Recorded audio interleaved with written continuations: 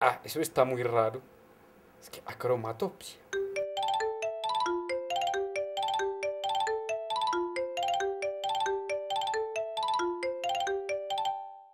Tener dos viditas paralelas, entonces una maneja el blanco y negro, otra el color, otra el blanco y negro, otra el color, entonces estar cambiando como de planeta cada raro porque sí es bastante marciano.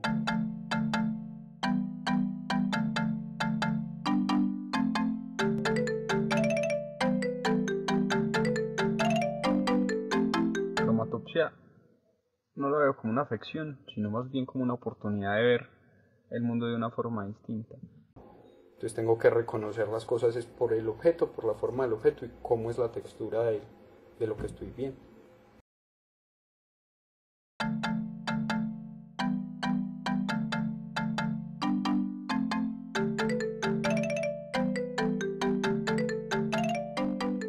40 días en su extraño mundo sin colores.